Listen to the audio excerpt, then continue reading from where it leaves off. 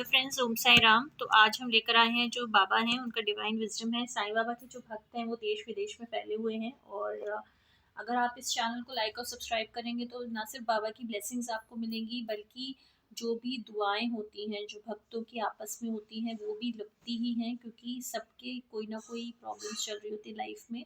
तो अगर हम उनको शेयर करते हैं उन प्रॉब्लम्स को, अगर हम कुछ ऐसे डिवाइन के मैसेजेस देते हैं तो वो एक अच्छी एनर्जी का फ्लो होता है। तो जो बाबा की जो विज़डम है वो सबसे पहले मैंने बाबा की डिवाइन विज़डम वाली बुक रखी है यहाँ पे, और जो बाबा की विज़डम है वो मैं आपको दिखाती हूँ। तो आज का जो विज़डम है, जिसमें कि आज अगर हम तारीख लें 21 मार्च है आज, और जो तारीख जो साल है वो है 2024। तो ये रहा आज का विजडम। इसमें लिखा है grace of the Guru. Grace of the गुरु मतलब गुरु कृपा। तो अगर मैं इसको पढूं तो Baba's grace is upon you, use it well. यानी बाबा ने कहा है कि उनकी जो ग्रेस है, यानी कि उनकी जो कृपा है वो आपके ऊपर है, तो आपको अच्छे से उसका इस्तेमाल करना चाहिए।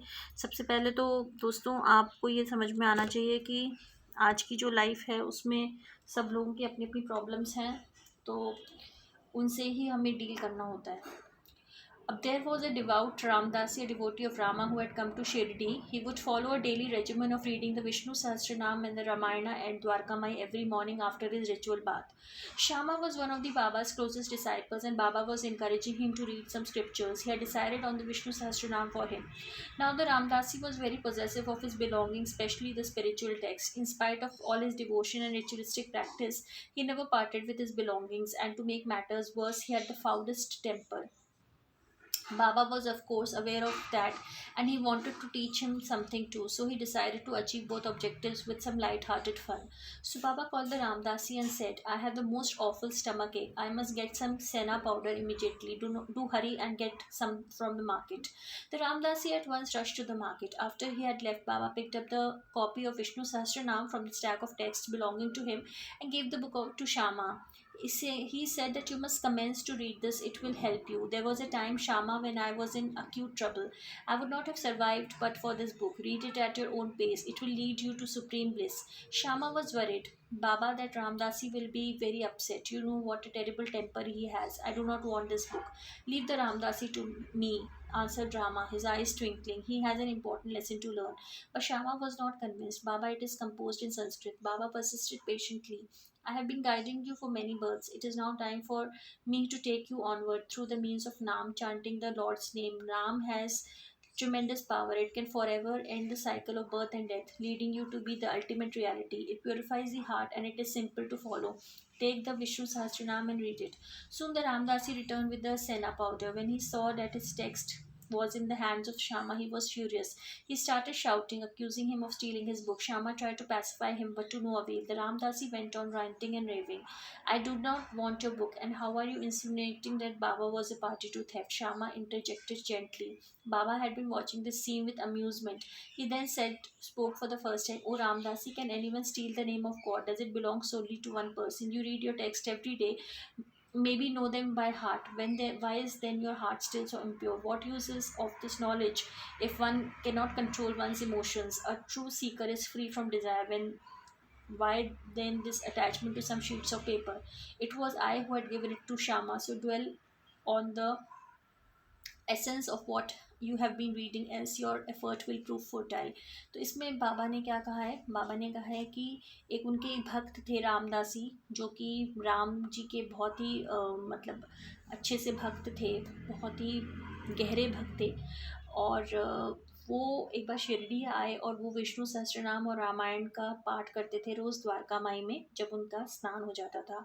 श्यामा जो थे, हम सब जानते हैं कि बाबा के बहुत ही क्लोज़ भक्त थे, और बाबा उनको बता रहे थे कि कुछ आप ग्रंथों का अध्ययन करो। तो उन्होंने डिसाइड किया कि विष्णु सहस्त्रनाम भी वो उनके लिए मतलब वो चाहते थे कि वो पाठ करें विष्णु सहस्त्रनाम का। अब जो रामदासी थे वो बहुत पॉजेसिव थे, मतलब पॉजेसिव मतलब कि उनको अपनी चीज़ों की जो भी उनके पास जो भी धार्मिक ग्रंथ थे तो उन्हें बहुत फ़िक्र रहती थी। वो उनको किसी के साथ बांटना नहीं चाहते थे, और उनकी रोज़मर्रा की जो भी उनकी ज़िंदगी होती थी तो उसमें से वो कभी भी अपनी चीज़ों को अपने से अलग नहीं करना चाहते थे, खासकर जो अपने धार्मिक ग्रंथ हैं।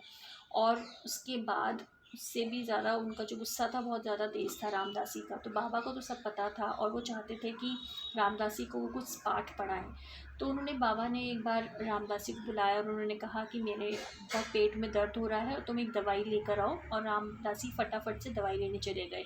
जब वो आए तो जो रामदासी के पास जो विष्णु सहस्त्रनाम थी उन्होंने उठाई और श्यामा को दे दी और उन्होंने कहा कि तुम इसका अध्ययन करो। तो एक बार श्यामा जब मुझे बहुत ज़्यादा मुझे जब तकलीफ़ हो रही थी तो मैंने फिर ये जो बुक थी ना इसको मैंने पढ़ा, मतलब विष्णु सहस्त्रनाम का मैंने अध्ययन किया और मेरी तकलीफ़ बिल्कुल सही हो गई। तो श्यामा तो बड़े चिंतित हो गए क्योंकि उन्हें पता था कि रामदासी जो हैं अपनी किताबों को लेकर कितने ज़्यादा पॉजिटिव हैं। उनको बिल्कुल सही नहीं लगता कि उनकी किताबें कोई और ले। तो फिर उन्होंने कहा, तो उन्होंने चिंता व्यक्त की। तो बाबा ने उनसे कहा कि रामदासी को मुझ पर छोड़ दो और उनको मुझे एक बहुत ही इम्पॉर्टेंट पाठ पढ़ाना है।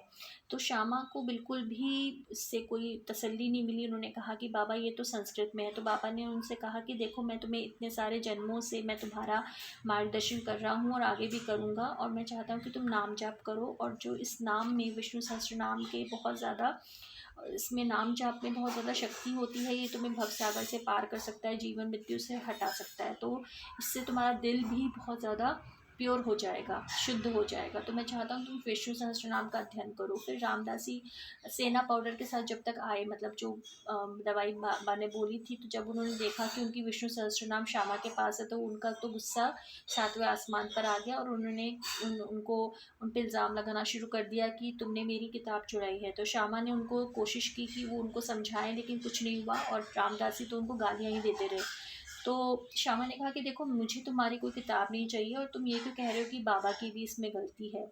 तो बाबा ये सब बिल्कुल चुपचाप देख रहे थे, बिल्कुल मंद मंद मुस्कुराकर। और फिर उन्होंने एकदम से बोला, अरे रामदासी, क्या कोई भगवान का नाम भी किसी से चुरा सकता है? क्या भगवान का नाम सिर्फ एक इंसान के लिए होता है? तुम तो अपनी रोज़ अध्ययन करते हो किताबों का, लेकिन फिर भी तुम्हारा दिल जो है वो इतना छोटा क्यों है?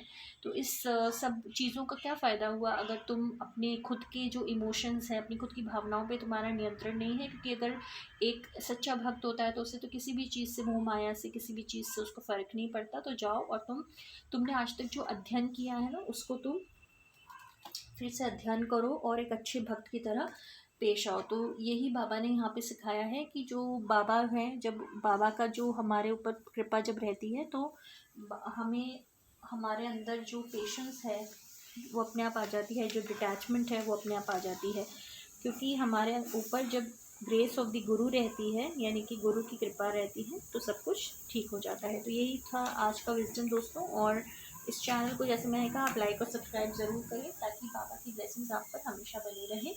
और कल हम फिर से लेकर आएंगे बाबा की एक अच्छी सी विजडम लेकर। तब तक के लिए मैं आपसे आज्ञा चाहती हूँ। ओम साई राम।